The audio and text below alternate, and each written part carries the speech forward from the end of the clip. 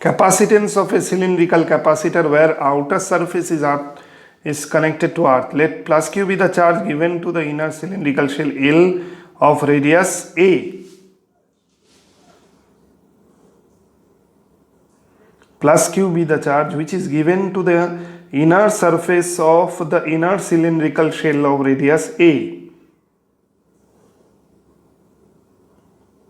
And minus q be the charge induced on the inner surface of the external cylindrical shell B of radius B. Minus q be the charge induced on the inner surface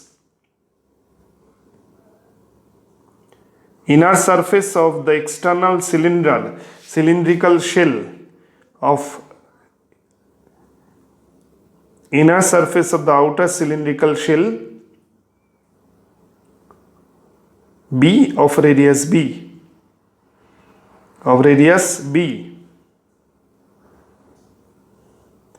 Here negative charge minus qb will be induced on the inner surface of this outer shell and positive charge will be induced on the external surface or outer surface. But that positive charge will move to earth because outer surface is connected to earth. And A is the radius of the inner cylindrical shell and B is the radius of the external or outer cylindrical shell B. A and B are the radii of the cylindrical capacitor.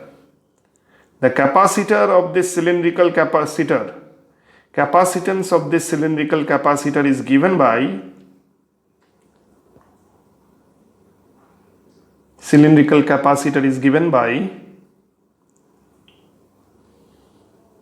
C equal to Q by V.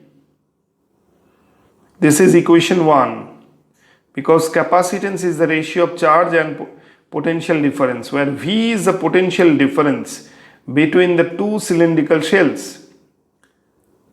Now the potential difference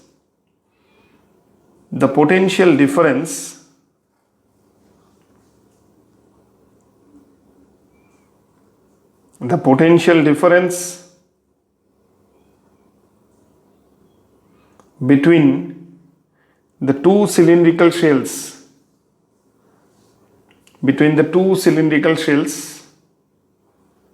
A and B is given by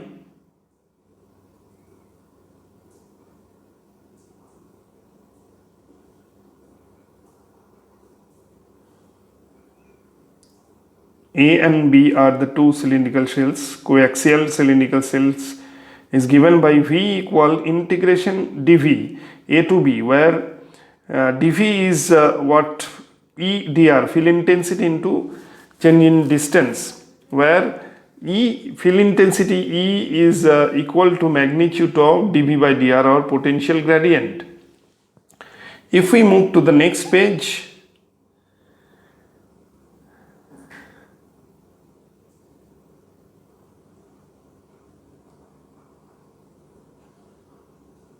now the electric field intensity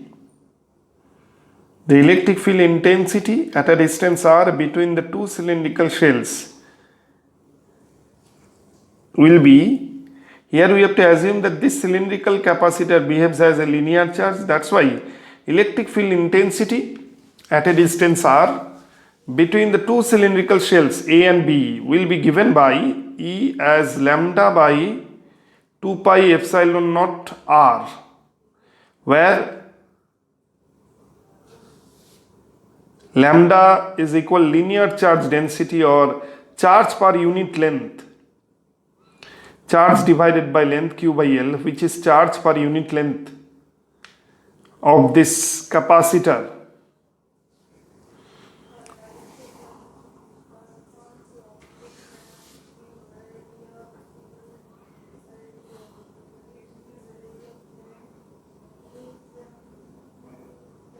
Charge per unit length of this cylindrical capacitor. Therefore, we get E as Q divided by 1 by 2 pi epsilon naught R Q by L.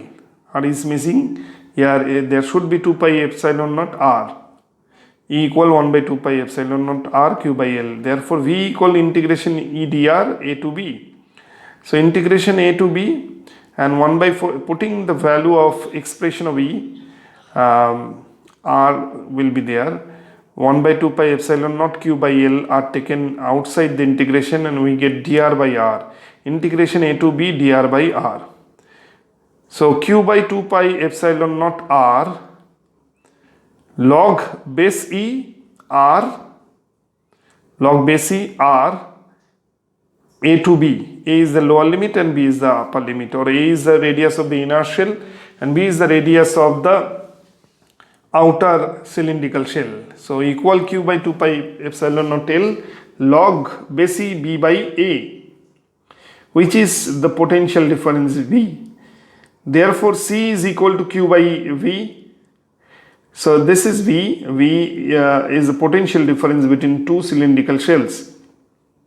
Therefore C equal q by V.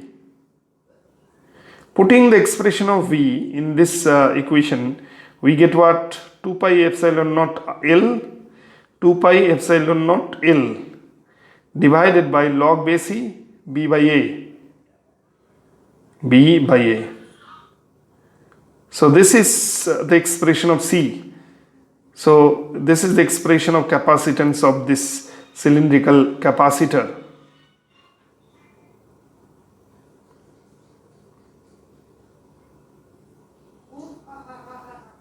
Finally, we get C as 2 pi epsilon naught L divided by log base E b by a.